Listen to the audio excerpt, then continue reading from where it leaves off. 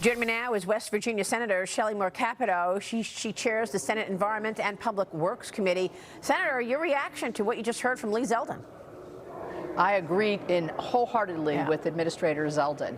We need to have accountability, not just for that $20 billion. He's already pulled back on a $50 million grant that I highlighted probably on this show last year, where we were giving $50 million in the name of environmental justice to basically an organization that's anti-American and pro-Palestinian.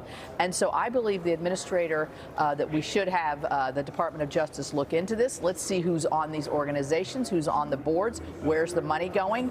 And how can they park it in a bank so it can be totally opaque? You can't find it. It's not like it's at the EPA, because they didn't want to have the administration, this administration, be able to claw those dollars back and use it for something that's really going to help the American people. Well, I mean, it's all crazy to see how they were rushing the money out the door, and all of this fraud and waste that is being identified now by DOJ. What was this administration doing in the last 4 years? Well, the IRA had all kinds of money in the environmental space, but in other spaces that were just huge block grants. Yeah. And there was hard to get out because it's so large, but also there's no accountability by IGs and others. And so I support DOJ moving in and trying to find waste, fraud, and abuse, but also this is money that, and I think you'll find this in the Department of Transportation and other areas that I have jurisdiction over, where they were just rushing money out at the end. And if that smacks of irresponsibility, I don't know what does, and it should really make the taxpayers very upset. Yeah, I mean, it's outrageous. You mentioned the IRA. You mean the Inflation Reduction Act, which at the time was criticized for being a big boondoggle for climate change spending.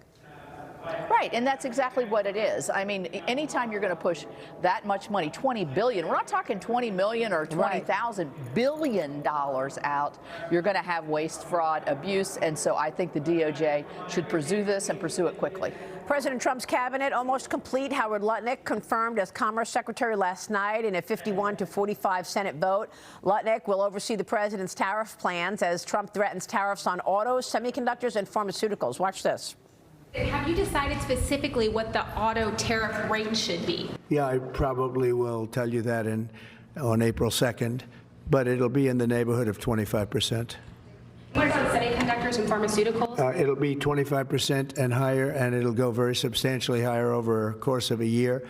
But we want to give them time to come in because, as you know, when they come into the United States and they have their plant or factory here, there is no tariff.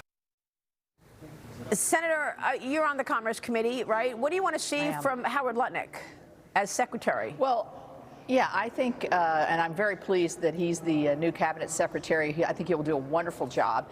He is, I think, very pro-tariff in terms of targeted tariffs for, and you can see what the president's saying there, target heavily on pharmaceuticals, on automobiles, where the trade imbalance, I think, is very stark. And I think that's what you'll see the new cabinet secretary do. I do believe that they're giving him space and time, just as they did with Canada and Mexico, to come in and negotiate and try to find a better way forward so that our American workers and our American products are not disadvantaged. I happen to have a Toyota factory it's a wonderful factory, 2,000 people working there in my state. And so I want to make sure that whatever we're doing, I'm going to protect those 2,000 workers in West Virginia and hopefully increase them as more manufacturing comes home. Are you expecting Kash Patel to be confirmed? Absolutely, yes. Okay. I think that will happen on Thursday. I want to get your take, Senator, on the budget resolution you all are working on and the reconciliation package, of course, that coincides with what the House is doing, one big bill, but the Senate is doing in two tracks. There's a post that I want to read to you from a viewer, and he says, here we go again. John Thune and Lindsey Graham are pushing a bill through the Senate that includes $48 billion for Ukraine. The House can delete it, but if they don't, it needs to be vetoed.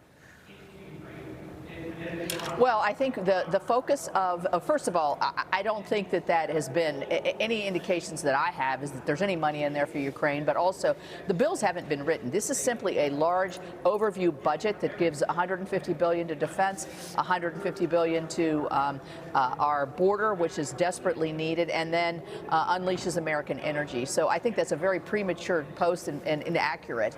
And I think we're working together, House and Senate, I would be great with one big, beautiful bill, but let's move forward. Let's show the American people not just that we're thinking about it, that we're actually going to do it, and we're going to do it together. And I think that's the track we're on. We're going to be considering that smaller first bill at the end of this week, and then we'll move to the committees to figure out how to spend and where to spend. Are you concerned at all that you won't get to the tax extensions, given the fact that the focus is on the border and defense spending now? Well, let me add to my last comment, not just spend, but also cut and reduce spending. So I want to make sure folks know that's part of this as well.